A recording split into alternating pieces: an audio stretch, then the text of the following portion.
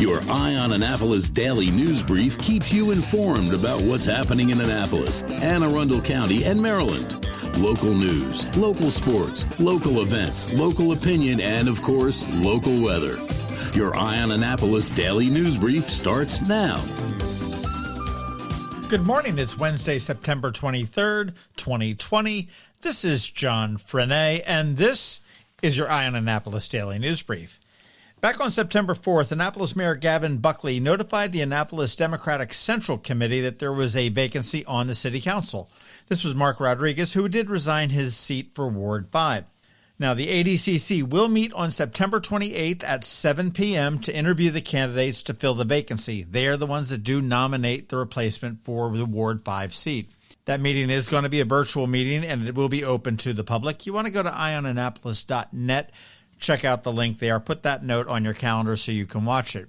Now, there are three candidates who have filed to replace former Alderman Mark Rodriguez. They are Maria Casasco, Henry Green, and Brooks Schandelmeyer. And there may be additional candidates, but they need to jump through some hoops to be considered. They need to have a petition signed by at least 50 registered Democratic voters who live in Ward 5, and they do need to submit the standard information as well. Once again, September 28th, 7 p.m. in front of your computer. All the Zoom information and the passwords are on eyeonannapolis.net. And if you have any questions regarding the hearing, you should send them to the email address annapolisdems@gmail.com. As Anne Arundel County begins to reopen and parents get heading back to work, somebody has to watch the little kids. Child care providers have struggled to keep their doors open during the pandemic, and according to a report from the Maryland State Department of Education, Anne Arundel County lost 42% of its licensed daycare centers between fiscal 2018 and July of 2020. Those who did manage to stay open say that their enrollments took a nosedive of up to 60% of their pre-corona levels. Yesterday afternoon, County Executive Pittman announced that daycare facilities will be eligible now for grants of up to $50,000 to be able to pay their bills, employees, buy personal protective gear, sanitizer spaces, etc.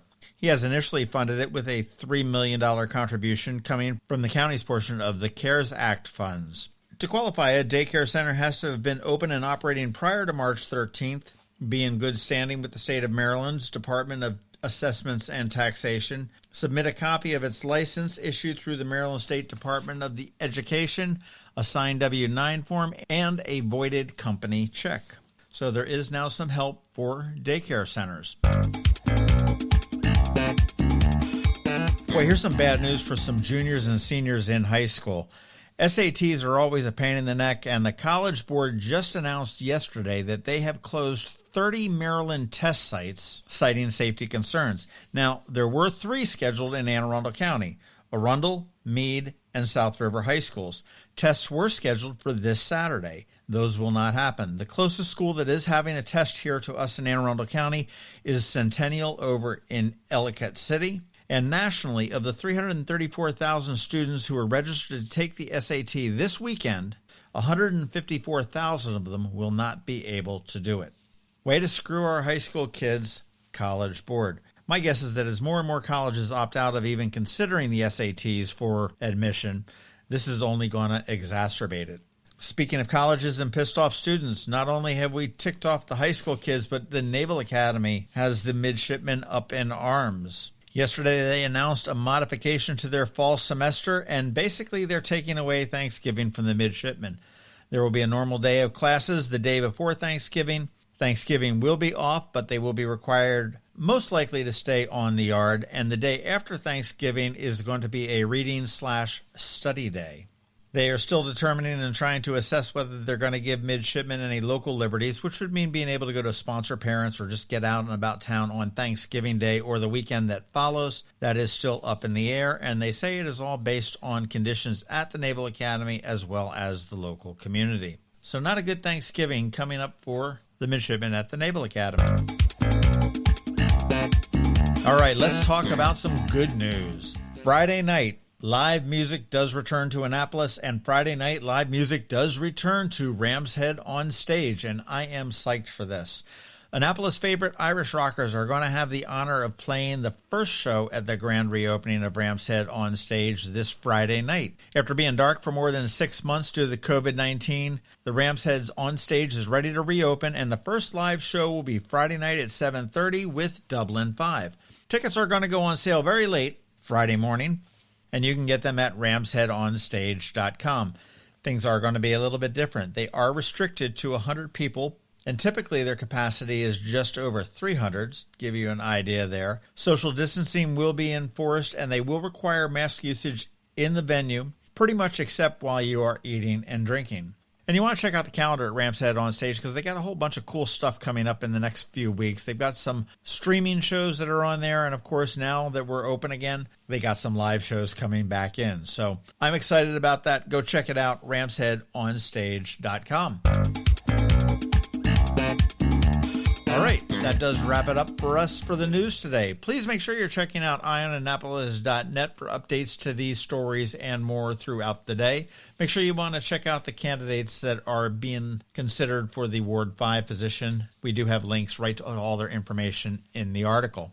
If you are someplace you can leave us a rating or a review, please do that. Let your friends and family and colleagues know about us as well. Other than that, you need to hang tight. We have George Young with your local DCMD VA weather. He is coming up in just 1 minute, but here is Rick Peters from Solar Energy Services. Hello, energy consumers. This is Rick Peters, president of Solar Energy Services.